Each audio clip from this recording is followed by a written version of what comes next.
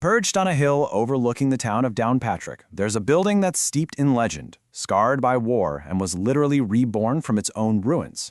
This isn't just the story of a church. This is the epic, century-spanning story of Down Cathedral. All right, so here's how we're going to break this down. We'll start with its most famous claim to fame. Then we'll jump back in time to its monastic roots and the Norman conquest. Then we'll witness its total destruction before exploring its incredible rebirth and the amazing treasures it holds today.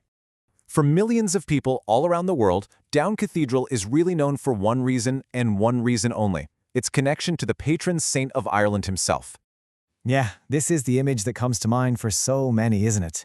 A sacred, hallowed ground, the traditional resting place of St. Patrick, who is believed to have died way back in the 5th century.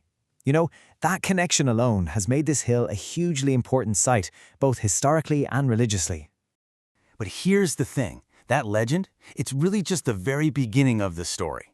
Beyond the myth, there's a much more complex, much more dramatic history of faith, power, and sheer survival. So let's start peeling back those layers. To really get what this cathedral is all about, we have to go back, way back, long before the grand stone building we see today, all the way back to the era of the Celtic Church. You know, this Christian settlement didn't just pop up overnight. It grew very, very slowly over hundreds of years.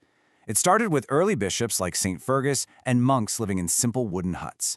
By the 10th century, you start to see stone buildings, a big step up. Then in 1124, a guy named St. Malachy starts to expand the place. But in 1177, everything changed because the Normans arrived. And you have to understand, this was not some friendly handover. John de Courcy, the Norman who conquered Ulster, basically staged a hostile takeover. He marches in, kicks out the Celtic monks who'd been there for ages, and installs his own crew, the Benedictines. It was a complete and total reset of power on the hill. And get this, the story of de Courcy's own capture, which happened right on this spot, is just incredible.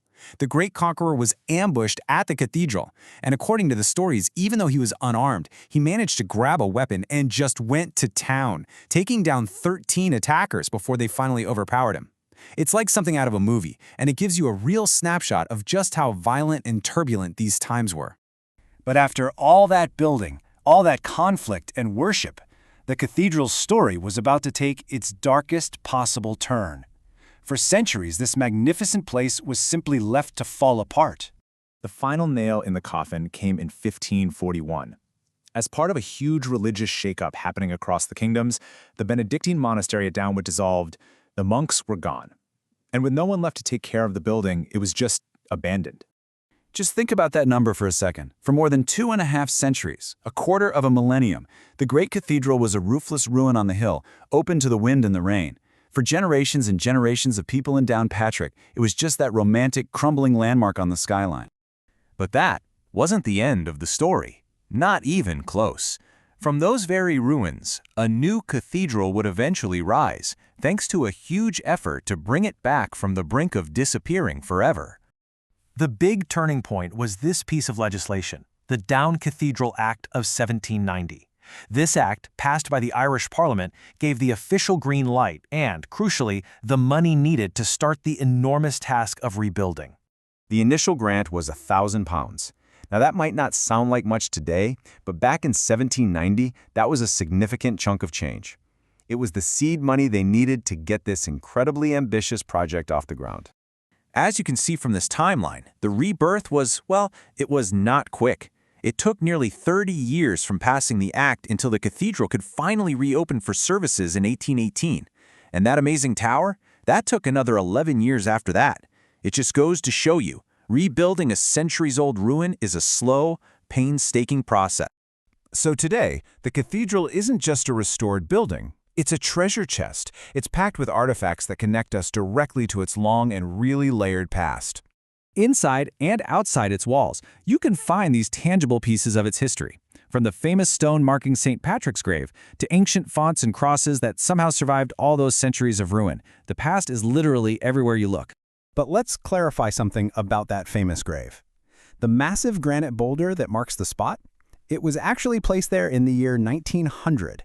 It doesn't mark the exact location, nobody knows that for sure, but it marks the traditional area where the saint is believed to be buried. Think of it as a modern monument to an ancient legend. Okay, now this is one of the wildest stories. For centuries, this 11th century granite font was used by monks for baptisms. Then it got lost. In 1927, it was rediscovered being used as a watering trough for farm animals. I mean, can you believe that? It was rescued, restored, and now it's back inside the cathedral. It's such a powerful symbol of how sacred history can turn up in the most unexpected places. And this is so cool. You can see how history is literally built into the cathedral's fabric. Embedded in one of the interior walls are these two small stone crosses from the 12th century. They likely came from the original medieval building and were carefully saved and built into the new structure during the restoration. They're a direct, physical link to the world before the ruin.